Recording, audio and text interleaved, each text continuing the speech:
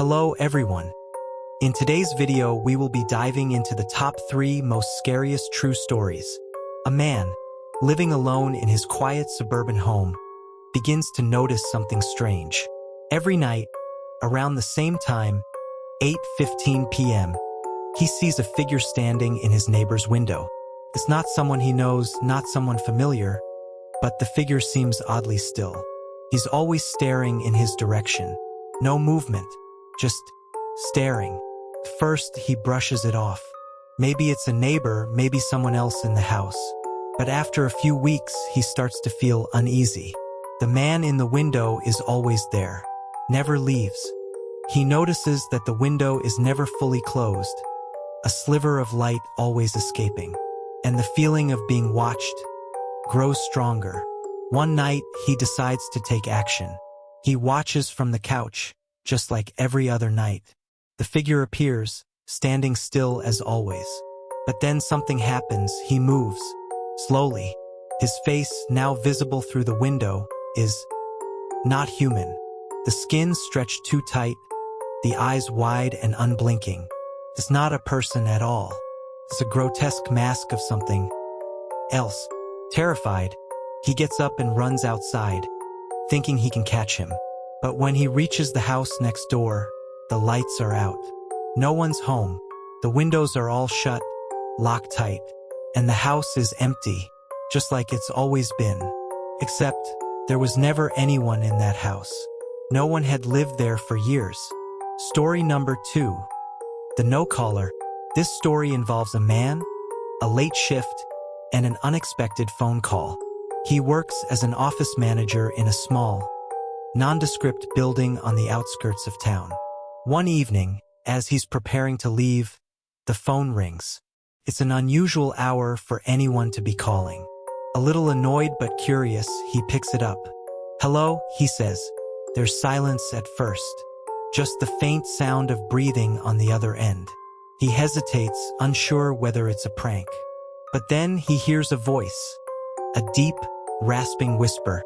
"I see you." He freezes. It's not a prank, not a misdial. The voice is familiar, but there's something wrong with it. Too calm, too collected. The voice continues, "I know you're alone, and I know where you are." Frantically, he looks around. The office is empty. He quickly hangs up, thinking it's just some sick joke. But the next night, the phone rings again. Same time, same voice. Only this time, it's closer. He hears the breathing in his ear, as though someone's standing right next to him.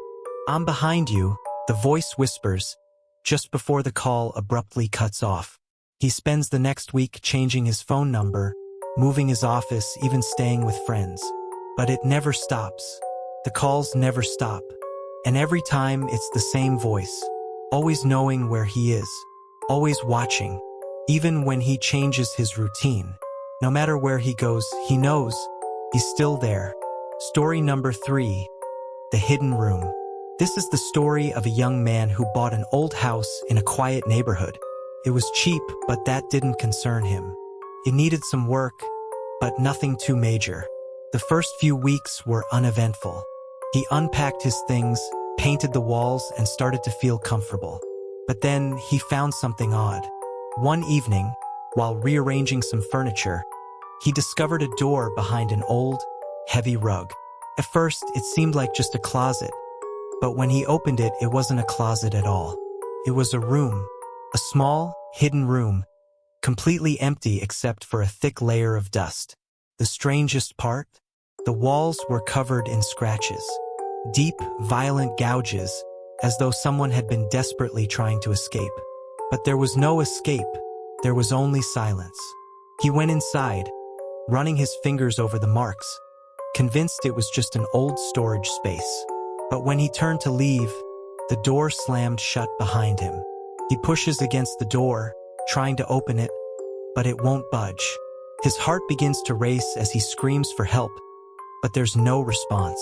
He feels around for a lock, a key, anything, nothing. The room starts to close in on him, the air thick with dust and stale air. His fingers trace the marks on the walls, and the deeper he looks, the more the scratches seem familiar. Suddenly, it hits him. The marks on the walls are recent. He wasn't the first one to be trapped in here. Someone had been here before. And it wasn't just the walls that were scratched. The floor had been disturbed, too, as if someone had been digging, desperately clawing at the floor, trying to get out. And that's when he realizes he's not the first person to disappear in this house. And he might not be the last. Thanks for watching. But now you've seen too much. Don't forget to check the locks on your doors tonight.